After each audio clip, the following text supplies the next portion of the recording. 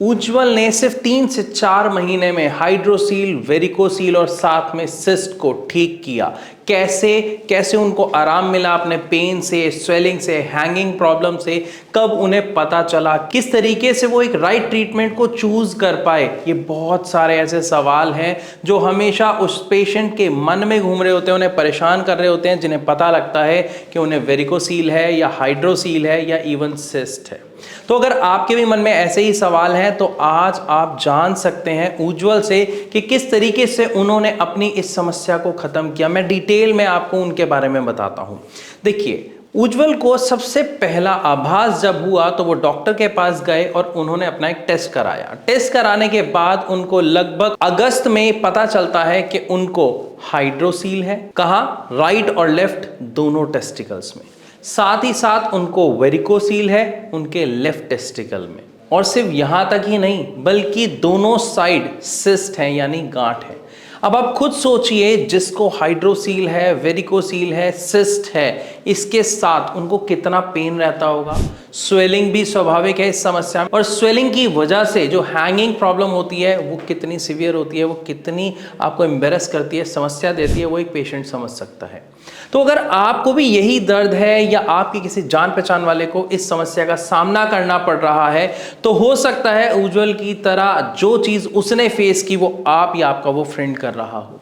यानी अगस्त में जब उन्हें पता चला तो वो सबसे पहले डॉक्टर के पास गए। डॉक्टर्स ने एज यूजुअल अपना एलोपैथिक ट्रीटमेंट शुरू किया, उन्हें मेडिसिन दी। उन्होंने 1-1.5-2 महीने तक प्रॉपर वो मेडिसिन खाई, लेकिन कुछ फायदा उनको खास नहीं हुआ।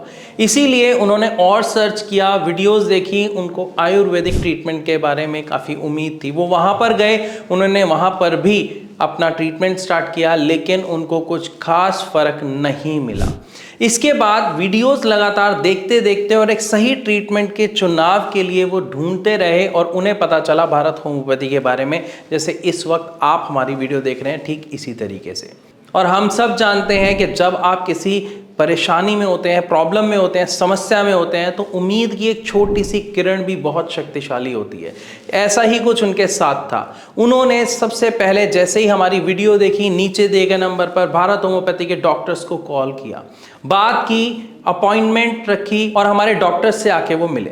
मिलने के बाद उन्होंने अपना ट्रीटमेंट शुरू किया और 3 से 4 महीने तक उन्होंने अपने ट्रीटमेंट को रेगुलर रखा। लेकिन ये 3 से 4 महीने रेगुलर कैसे रख पाए, ये एक बहुत बड़ी बात है जो आपको सीखनी चाहिए। क्योंकि हमारे यानी भारत होम्योपैथी में डॉक्टर्स का जो स्टाफ है, जो पैनल है, वो हमेशा अपने पेशेंट के साथ खड़ा रहता है। कैसे? जो डाइटिशियंस है वो टाइम टू टाइम आपको कॉल करते हैं, जो डॉक्टर्स हैं वो टाइम टू टाइम आपको कॉल करते हैं। एक्सरसाइज कैसी होनी चाहिए, डाइट क्या होनी चाहिए, क्या अवॉइड करना है, ये आपको बताते रहते हैं।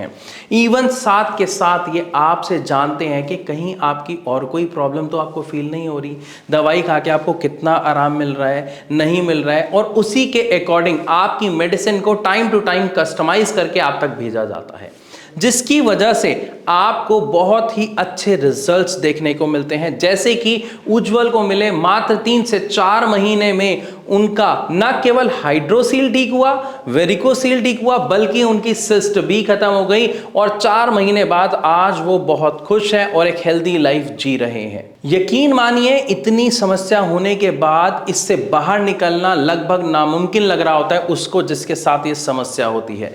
लेकिन मैं आपको उनकी रिपोर्ट दिखाता हूं बिफोर और आफ्टर की।